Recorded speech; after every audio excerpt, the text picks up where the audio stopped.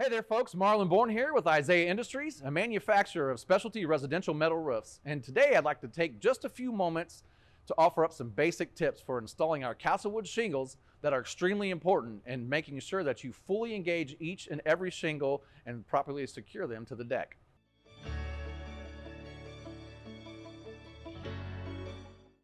So the KasselWood shingle has an exposure of approximately 40.5 inches from end to end and approximately 8.5 inches from bottom to top. The panel does come with 4 integrated nailing tabs for securing the panel to the deck. You'll notice the top and bottom of the panel has a back turn that is designed to fully interlock with the adjacent courses. Now the ends of the shingle utilize what some would call a tongue and groove system.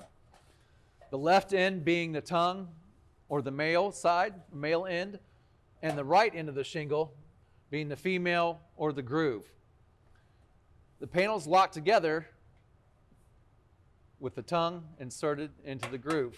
If you look closely, you'll see there's a back bend on the right end of the panel. What this does is it creates a water channel that allows moisture to escape the system before ever passing through and making contact with the deck, which will ultimately produce a leak. So you want to take caution not to smash or compress this lip here.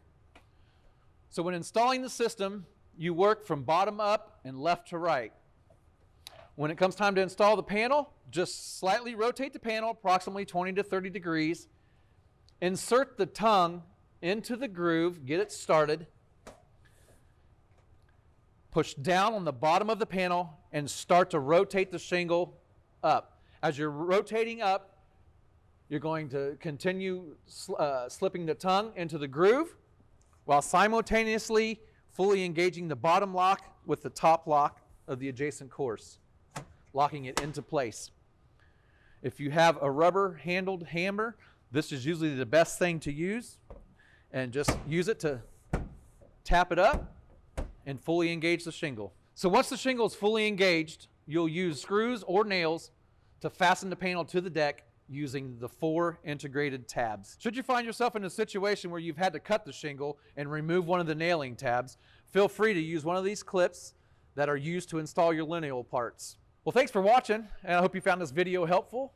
And just remember, we are not successful unless you are successful. So don't hesitate to reach out to us.